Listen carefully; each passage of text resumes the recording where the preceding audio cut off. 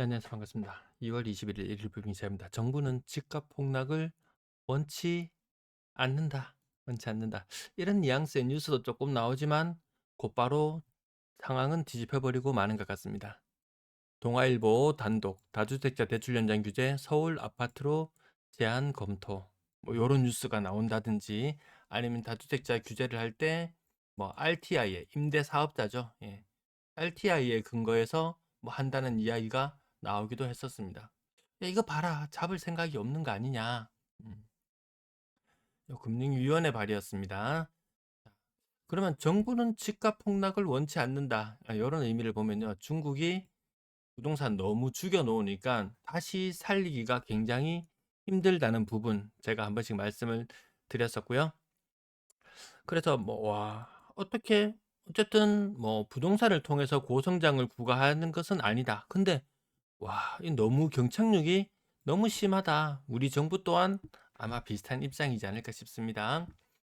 자, 원치 않는 것인가 뭔가. 아무튼 이 대통령이 2월 20일자 발언인데요. 다주택자 임대 사업자들 RTI 이자 상한 비율 규제를 검토한다고 했더니만 웬걸? 왜 RTI만 규제 검토해? 대출 기간 만료 후에 대출 연장이나 대출 대안을 신규 대출과 다르지 않게 하라. 명확하게 다시 한번 지적했습니다. 이 관료들은 요렇게 빠져나갈 방법을 궁리하면서 요 정도 하면 될 거야 라고 조금 약하게 내놓지만 그걸로는 어림도 없어. 강경하지 않나요? 뒤가 없습니다. 자, 여기서 시민단체들까지 한 수 더 떠서 보유세 올려라. 보유세 올려라.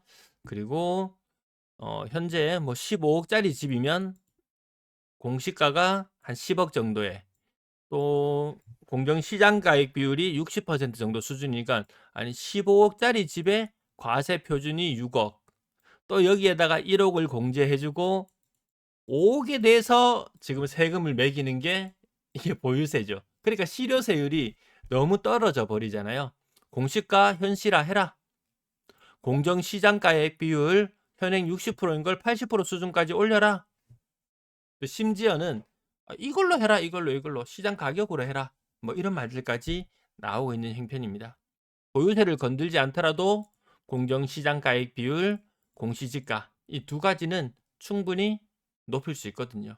그래서 대통령의 의지, 정부의 의지가 어떤 것인지가 사실 더 중요한 시점인 것 같습니다. 여기서 헛발질하는 김윤덕 국토부 장관 60억짜리 집이 50억대 중반으로 30억대 아파트가 20억대 후반으로 조금씩 자리를 찾아가고 있답니다. 급등세가 꺾이고 매물이 많이 증가하고 있답니다. 시장이 조금씩 이성을 되찾고 있답니다. 이게 이성적인 가격 맞나요? 50억 중반? 사람들이 댓글을 한번 확인해 봤습니다.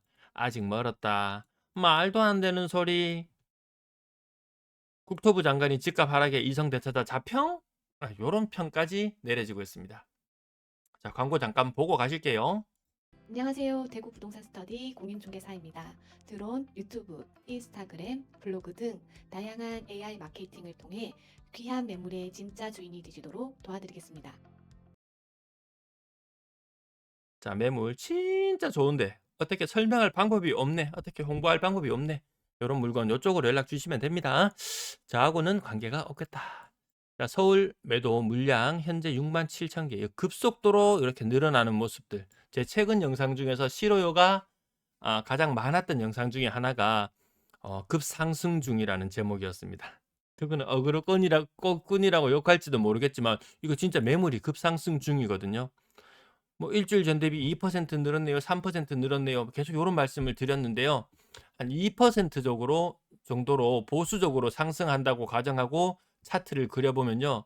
5월 9일이 다주택자 팔 수 있는 그 날짜 커트라인이죠. 그때까지만 올라가도 뭐 거의 역대 최고 수준으로 올라갈 거고요. 그런데 이 대통령 강경한 입장 보셨죠? 2%, 3%, 4% 이런 수준으로 올라간다면 이 기울기가 이렇게 달라질 수 있습니다. 이야, 이거 보십시오. 이 기울기로 간다면 5월 9일 전에 매물이 정말 10만 개 넘는 게 아니냐. 물론 뭐 다주택자들이 매물을 다 던진다면 뭐 가능한 숫자긴 하겠지만 이 정도까지는 안 하겠지만 그냥 분위기가 이렇게 흘러간다. 정부의 입장은 강경하구나. 다주택자들은 매물을 던질 수밖에 없는 상황이구나. 그 세금 차이가 너무나도 크니까요. 자, 서울 아파트 거래량 5천 건에 근접해 갑니다. 요때.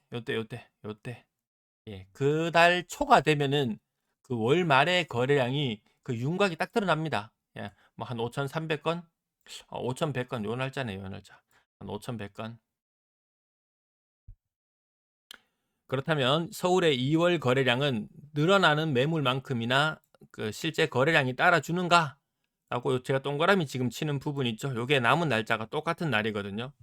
1월 거래보다 못한 2월 거래량이 예상됩니다. 매물은 더 늘어나는데 건당 거래 대금은 뭐 10억 수준. 자, 대구는 건당 거래 대금이 4억 수준이죠.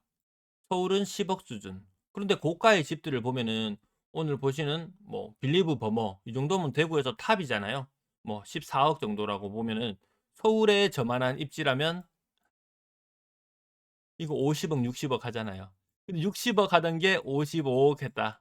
아, 시장이 이성을 되찾고 있다. 이거 좀 아니잖아요. 이 건당 거래 대금, 이 평균 거래 대금으로 보시면 되거든요. 서울 사람이라고 구매력이 엄청 대단한 것은 또 아니거든요. 소득은 또 비슷하니까. 그래도 한 2배? 오케이, 2배. 한 3배? 야, 3배는 좀 심한 것 같고. 부산은 건당 거래 대금이 어느 정도 수준인가요? 예, 5억 정도 수준이거든요. 서울은 10억. 그런데 고가의 아파트는 너무 많이 올랐죠. 얘 좀 조정 더 한참 받아도 되지 않을까 싶습니다. 그럼 대구는 같이 또 조정 받을까? 그 정도까지는 아니잖아요. 대구 집값이 그만이 떨어질 것도 없습니다.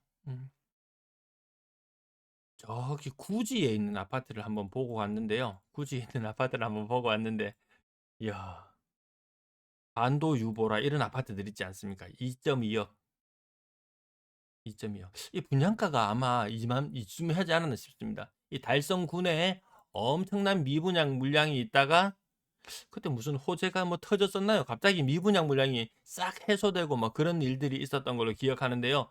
지금 가격이 이렇습니다. 2.2억. 전세 가격 1.5억. 지금 국평 아파트 지으려면 건축비 만촌 자이른의 건축비 7억이었습니다. 여기 2.2억. 그럼 니는 야 서울 아파트도 뭐라 그러고 야 갑자기 가만히 있던 만촌 자이른에는 또 왜 건축비는 왜 데리고 오고 구지는 왜 데리고 오고 제가 뭐를 깔려고 하는 게 아니고 그 있는 현상을 말씀드리려고 하는 겁니다. 그러면 전 다 깐다고 이야기하고 다시란 자꾸 정만 생길 수밖에 없습니다. 자, 분당 20억 상투 잡았나라는 요 물음에 그런 것 같지 않나? 저는 그런 것 같은 느낌이 듭니다. 자, 간밤에 또 뭐 관세가 위법하다는 미국 대법원의 판결이 있었고요. 그러니까 이 뉴스의 끝자락이 진짜 이상합니다. 뉴스원의 끝자락. 뭐 이거 하면서 야간 선물, 우리나라 야간 선물은 2% 급등하고 또 마무리되었습니다. 월요일이 두근두근하죠. 근데 비트코인 뭐 한 1%, 2% 요거 반등했는 게 이 내용이 왜 메인 뉴스처럼 나오는지, 이더리움이 올랐는 게 왜 메인 뉴스처럼 나오는지 암호화폐 저는 거들떠 보지도 않는 입장. 그러면 또 암호화폐를 또 추종하는 사람들은 니는 암호화폐도 까냐면서 뭐라 그럴 수 있겠지만 그럴 의도가 전혀 없다. 뭐 차 반도체에 대한 상호 관세는 없어졌지만 10% 글로벌 추가 관세 뭐 이거 이야기가 나오고 있고요. 별로 신경 쓸 것도 없죠. 이제 뭐 트럼프 하는 이야기 뭐 귀담아 듣는 사람 잘 없는 거 아니겠습니까? 자, 그래서 간밤에 상승률이 어느 정도 되냐 살펴보니까 제가 이거 아침에 캡처했는 것 같은데요. 아침 10시 무렵에 캡처했네요. 비트코인이 67,000불, 66,000불대였거든요. 근데 이 뉴스를 보면 엄청 급등한 것처럼 당장 코인 사러 가야 될 것처럼 보이지만 아닙니다. 저 구글 검색어 양에서 비트코인이 차지하는 비중이 그 한창 잘 나갈 때 100이었다면 지금 30 정도 수준밖에 안 됩니다. 사람들의 관심에서 많이 멀어졌습니다. 이더리움 또한 엄청 반등한 것처럼 보이지만 아니더라. 고점 대비 이거 한 5,000불까지 갔었죠. 지금 2,000불. 이거 한 12만 불 갔다가 뭐 6만 불대. 1년 전 오늘 대비 30% 정도 하락이 있는 그런 상태입니다. 힘을 못 쓰고 있어요. 자, 구글 이거 장기적으로 많이 투자하려니까 좀 돈이 필요하더라. 46조를 땡겼습니다. 100년 물채권. 근데 100년 물채권. 근데 이런 뉴스만 자꾸 나와 가지고 아니 뭘 믿고 구글한테 100년 물채권을 사냐라고 봤더니만 이지율이 6.2%던가. 쏠쏠합니다. 이게 뭐 5% 정도 되는 미국 그 장기물 금리 플러스 가산에서 1.2% 정도 금리를 더 쳐줘서 6% 금리입니다. 만약 우리나라 국채를 6%에 한다? 그냥 딴 거 다 치아프고 그냥 국채 사러 달려갈 것 같습니다. 중국 로봇 이야기 한 번씩 전하는데 기술력이 살벌합니다. 우리나라 로봇주들 시들시들하죠. 진짜 우리나라 로봇주들 말도 안 되는 시가총액 허름한 회사들도 막 1조씩 갑니다. 허름한 회사들도. 그렇다고 뭐 그럴싸한 뭐 로봇들이 지금 막 쏟아져 나오느냐? 또 그것도 아니고. 아 그러면 뭐 현대차 뭐 아틀라스 만드는데 뭐 우리 거 뭐 이런 중소기업들에 있던 1조짜리 회사들 거 뭐 액추에이터나 뭐 가속기 뭐 이런 거 뭐 가져가서 쓰느냐? 또 아니죠. 또 현대 자기 식구들끼리 어니 또 거기서 또 하고 이런 식이라서 야 이거 장기적으로는 뭐 시장이 많이 커진다고는 하지만 우리의 파이가 얼마나 될까? 드론 같은 거 좀 날려보고 하면요. 어른들의 취미. 이 드론을 좀 날려보고 하면은 그 중국이 드론 시장을 다 잡아먹어 버렸잖아요. 뭐 우리나라 뭐 4차 산업혁명 뭐 드론이니 3D 프린트니 뭐니 했던 것들 온전한 것들이 잘 없거든요. 자 이제 부동산 내용으로 또다시 들어갑니다. 앞부분 너무 길었죠. 예, 대구 매물 39,600개, 전세 매물 3,700, 월세 매물 3,700개 정도, 7,400개 정도의 임대 물량이 나와 있고요. 대구의 거래량도 요렇게 비교해 보면 아까 서울처럼 1월 거래량보다 2월 거래량은 좀 부족한 게 지금 현실이에요. 예. 설 전에 이거 엄청나게 많이 거래 신고되면서 "야 대박이다. 아 대박이다." 이렇게 이야기했었죠. "야 분위기 제대로 타는 거 아니냐." 뭐 이런 이야기도 있었죠. 근데 지난 요때 거래량 많았던 주간과 설 연휴가 끝난 주간 두 개를 합치면 거래량이 1,000건입니다. 그전 두 주를 합치면 거래량이 1,300건이 넘어가고요. 그전도 1,000건. 딱히 거래량이 뭐 2월 달 들어서 폭발하고 이런 모습까지는 그런 모습 보이지 않습니다. 서울 거래량이 꺾이거든요.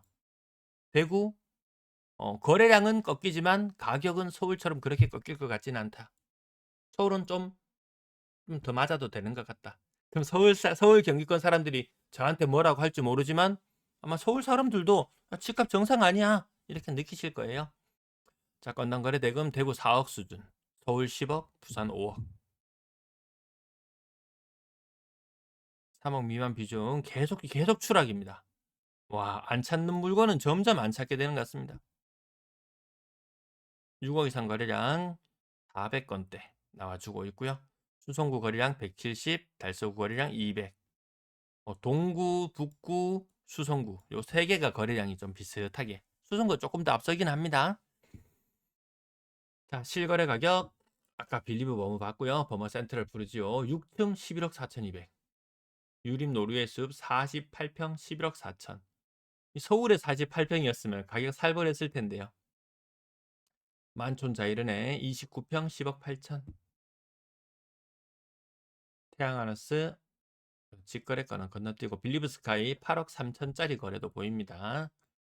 지난번에 8억 5천 이런 것도 보였죠. 엄청 폭락했을 때는 뭐 6억 후반 뭐 거래는 많이 없었고 뭐 7억 초반 요런 거래가 주류를 이루다가 요거 뭐 한 2년 3년 사이에 가격이 한 10% 이상 좀 10% 15% 정도 올랐다고 보면은 그 구글의 국채 구글의 국채가 아니고 구글채라고 해야 되나요? 알파벳채? 예. 그 6% 이상 주는 게 와 굉장한 거라는 걸 우리는 알 수 있을 것 같습니다. 그럼 구글은 그것보다 더 나은 수익률을 6% 이자로 돈 땡겨와서 그것보다 더 나은 수익률을 만들어낼 자신이 있는 거겠죠. 이편현상 범어 7억 8,700, 7억 4,500.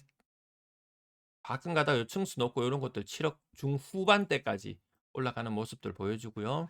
남산 자이하늘재 7억 3천.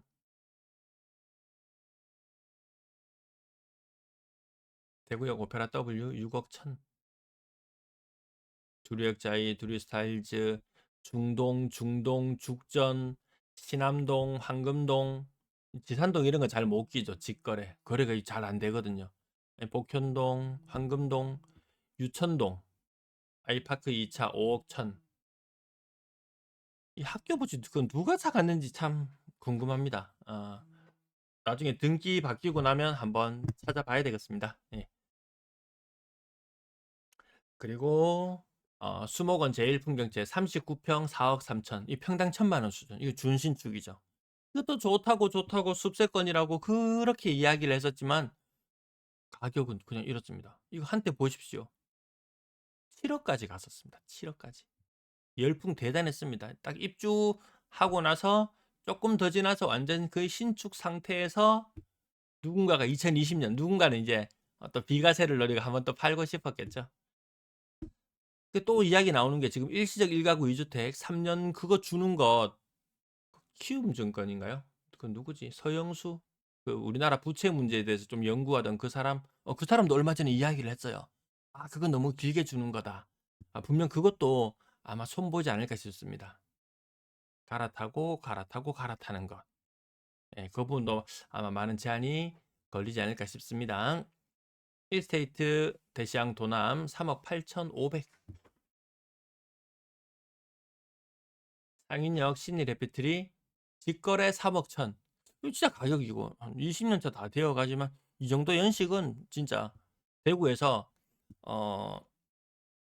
전체 아파트 연식이나 이런 규모로 봤을 때 한 30대? 사람의 나이로 치면 한 30대 요 정도로 보면 되지 않을까 싶습니다. 30년 이상 넘어간 아파트가 거의 뭐 4채 중에 1채, 몇 년 더 지나고 나면 3채 중에 1채 이런 식으로 가니까요. 이 아직까지 청년이다 이 정도면 20년 차 다 되어 가는 곳들도 알고 보면 뭐 청년 수준이다 요렇게 봐도 될 정도로 아파트들이 빠르게 노후화되고 가고 있습니다. 자꾸 새 것만 보고 좋은 것만 보고 개발되는 곳을 보고 있으면은 또 엄청난 것처럼 느껴지기도 합니다. 그런데 이 서서히 낙후되어 가는 곳들은 보면은 또 답이 없어 보이기도 해요. 브라운스톤 강북 이제 10년 차 2억 3,100. 10년 차 2억 3,100. 아까 말씀드렸던 구지하고 가격 거의 비슷합니다.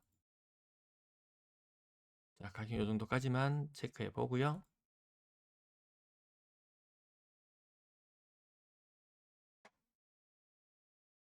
전월세 비중에서 전세 비중이 빨로파 파란색 2년 전 대비 확 떨어지죠. 전세 보증금 빼가지고 이것도 다 주식 투자하러 가는 거 아닌지 모르겠습니다. 아무튼 전세 비중이 계속해서 줄어들고 있다. 저절로 전세의 월세화가 이루어지고 있다. 그래서 뭐 집값이 오르고 정부가 규제를 하니까 뭐 임대료가 폭등하고 이건데 제가 늘 말씀드리지만 규제가 있기 전에 그 이전에 뭐 지난 정권에서 집값 부양책 엄청나게 많이 내놨었잖아요. 둔천주공 일병 구하기부터 시작해서 많이 내놔서 집값이 서울 집값이 천정부지로 올랐죠. 그동안 세계 주요 도시들의 집값은 하락하고 있었음에도 불구하고 서울 집값은 천정부지로 올랐습니다. 규제를 내놓을 수밖에 없는 상황이죠. 집값이 서울 집값은 좀 정상이 아니니까. 네가 서울을 몰라서 그런다. 그렇게 말씀하시는 분 그냥 현찰 들고 한번 질러 보십시오. 그게 만만한 돈은 아니거든요. 뭐 60억짜리 집에 산다. 한 4%짜리 채권에 묻어놨다. 그러면 2.4억. 한 달 월세로 환산하면 2천만 원짜리 집에 살고 있는 겁니다. 이 장난 아니긴 하죠. 뭐 있는 사람은 또 한도 끝도 없겠지만 어쨌든 집값이 이렇게 천정부지로 솟고 나서 규제를 때리니까 그다음에 임대료가 올라가더라. 이게 오른 집값 때문에 임대료가 올라가지. 오른 집값에 비해서 뭐 전세가율이라든지 이런 거는 서울, 강남 이런 데는 뭐 40%도 안 되잖아요. 집값이 올라서 임대료가 올랐다 그러면 진짜 뭐 집값이 50% 올랐으면 전 임대료도 50% 따라 올라주고 그렇게 안 따라가지고 있거든요. 준비는 여기까지 마칠게요. 네, 오늘도 시청해 주셔서 대단히 감사합니다.